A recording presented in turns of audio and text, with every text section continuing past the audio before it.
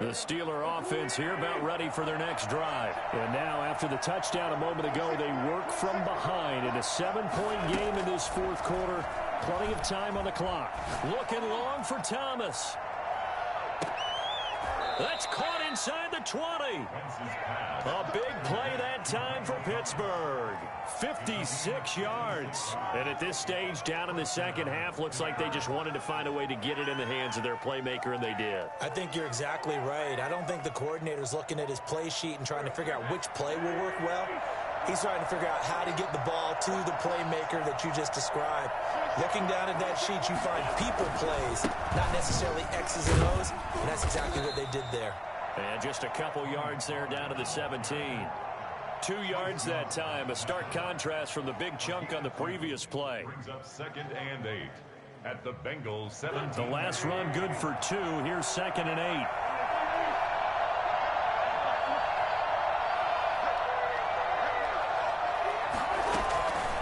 From the gun, it's Wentz. And he's in. Touchdown, Steelers. Michael Thomas, his 4th touchdown on the year. And the Steelers are an extra point away from tying this thing up. Zerline now for the PAT. And no sweat, he puts it through, and we are tied here in the 4th. 35-35.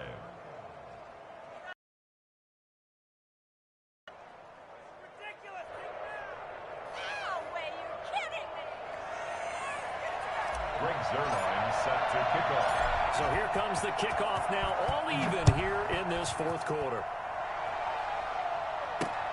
On the return is Ferguson. And he won't get this to the 20-yard line as he's down at the 19. Make it happen! Their own 19-yard line.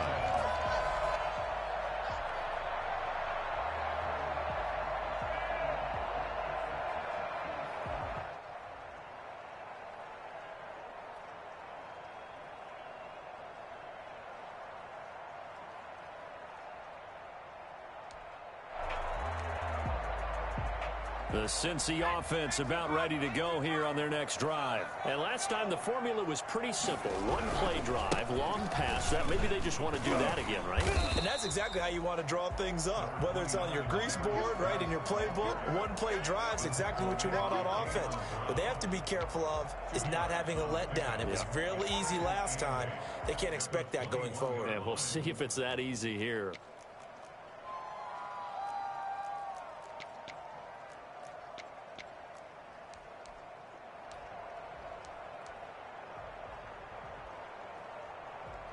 The last run got a couple. Here's 2nd and 8.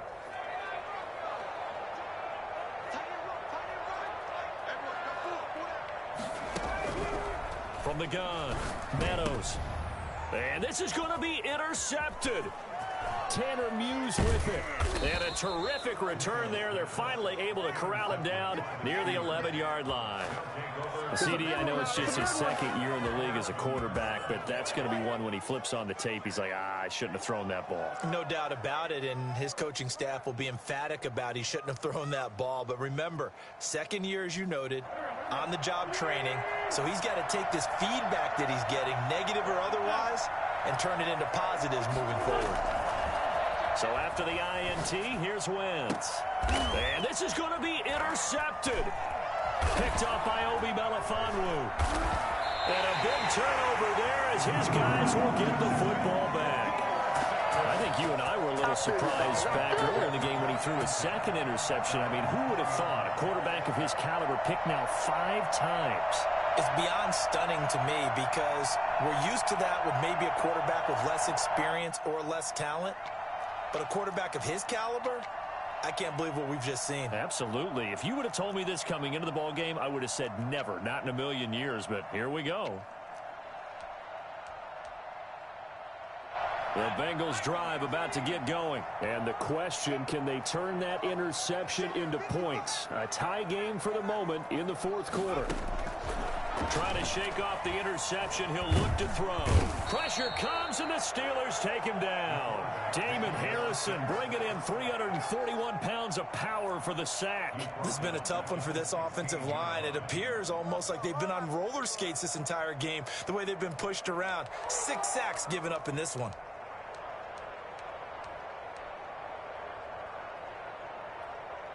Pass protection has been a problem all night long as they come up facing second and a bundle.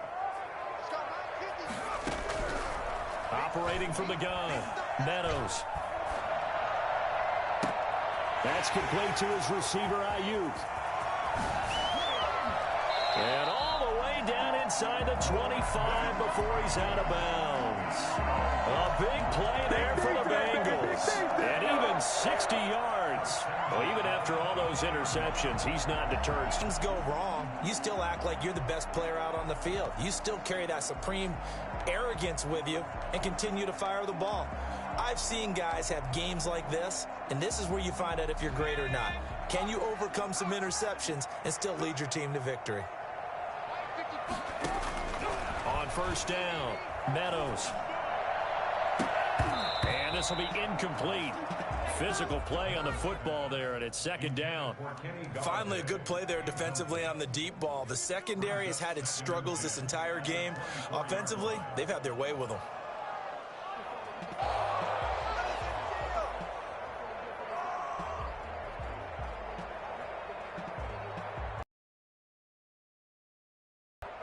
From the 24, they'll go again on 2nd and 10.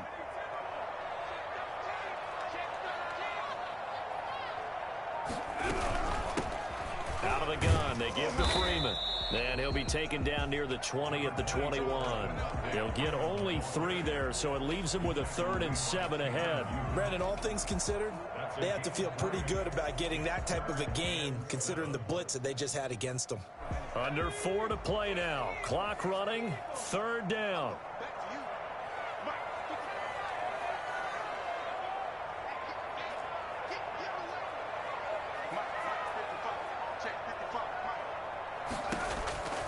From the gun, Meadows.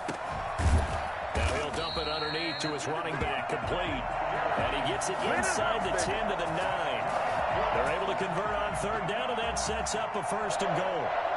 1st and goal at the 9-yard line.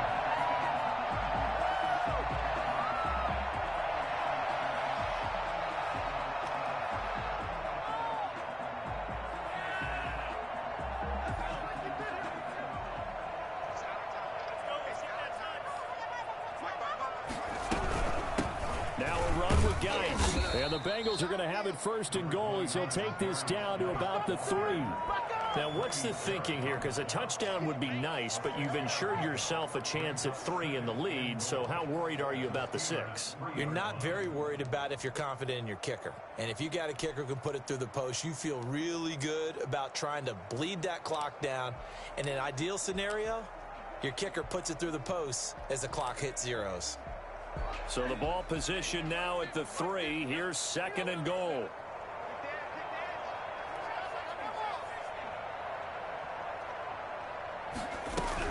On the ground, Geis. Able to get a couple here, but won't get across the plane as they stop him right around the 1. And now, defensively, they're going to burn their first time out. Remember, they get an extra time built in coming up here shortly at the 2-minute warning.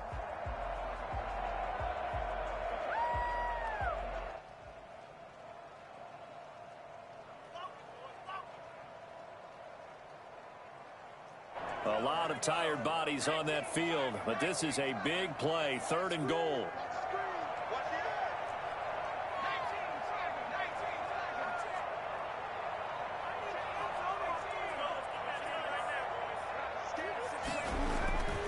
Back to throw. Meadows. And he's got it. Touchdown, Bengals.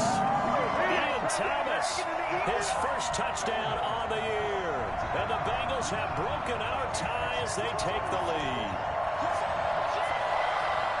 A nice throw there by the second-year quarterback. And I don't believe that was the kind of play he would have made as a rookie, because usually your rookie season is a continuation of your college days. A lot of one read, and if you don't have it, you just take off and go.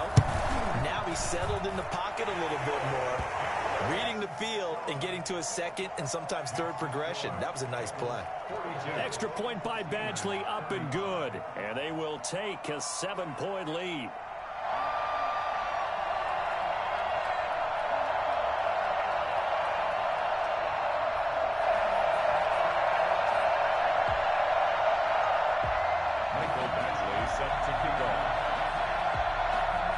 Following the touchdown, Badgley out there to kick it away. Takes this about 5 yards deep. And he'll just take a seat, and the drive will begin at the 25-yard line. 25-yard line.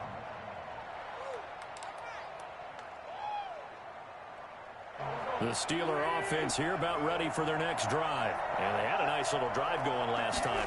Threw the interception in the red zone. Costly. Bad enough to throw it anywhere, but that drives coaches. And, oh, a crusher there as it's intercepted. Buda Baker with a pick. Breaks the tackle. He's got room to run. There he goes, right side. And he will bring it back. It's a pick six for the Bengals TD. Did I just see what I thought I saw? Did I just see what I thought? That had to be. Come on, say it for me. Say it for me. Who picked up that pass? The free safety. Oh, you got to have those great skills back there. Eyes, anticipation, great hands. And, of course, how about the fluid moves after? Extra point by Badgley, up and good. And the lead now up to 14. So they'll get another shot on offense following that pick six. And now the kick is away. Fielded near the back of the end zone. And he'll just sit on this one as their drive will start at the 25. 25-yard line.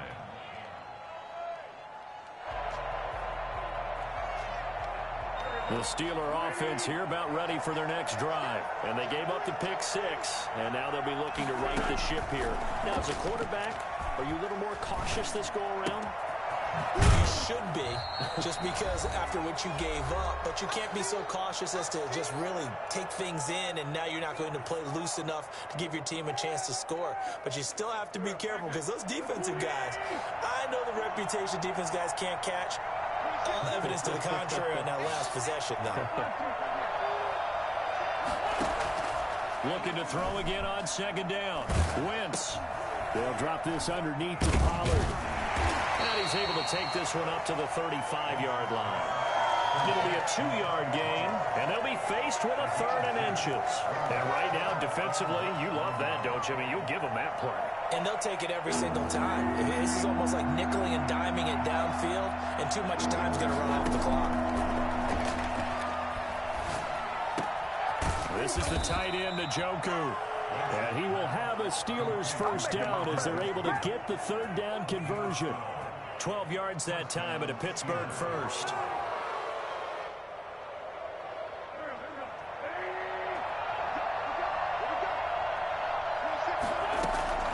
Wentz now on first down. And he'll be taken down by the Bengal pressure. Leonard Floyd in there to take him down, and the clock will roll.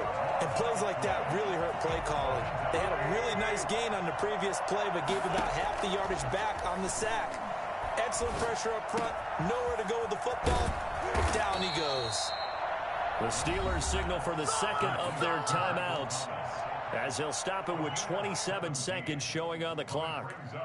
3rd down.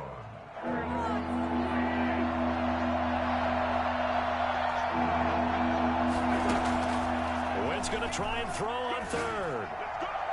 And it's going to be incomplete. He was able to catch it there on the right sideline, but out of bounds, says the line judge. And it's going to bring up 4th down.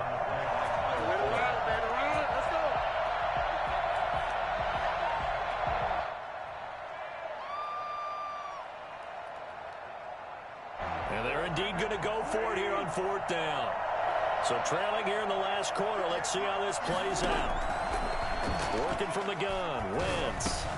And this is intercepted, and that should do it. Picked up by Obi Melifonwu, and they will set up shop at their own 46-yard line. Just a little bit of a rough stretch. 6 interceptions now in these last 2 weeks combined. I know the easy thing is to go back to mechanics, footwork, things of that nature. I'm also wondering, is he getting fooled by what he's seeing on defense? Has the scouting report changed? Are they showing him things different than what he expected? For the second week in a row, he's throwing it to the guys in the wrong color shirts. Yeah, he better figure, whatever the reason is, he better figure it out.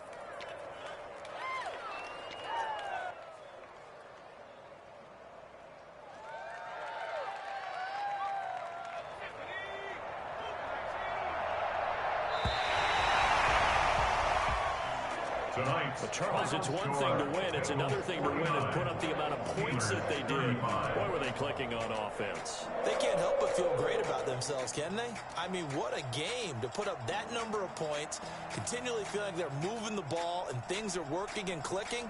They think that they can bottle this and carry it with them. And as an offensive coordinator, you just don't think you can do anything wrong. Whatever you call, run, pass, it's all going to work. That's called being in the zone. So for the Bengals, they remain as hot as anyone at 6-0 now through the first month and a half. And they'll get another home date next week as the Jaguars will come to town. Meanwhile, for the Steelers, the loss will drop them to 4-2 on the year. And they'll look to get back on the beam next week as they host the Tampa Bay Buccaneers.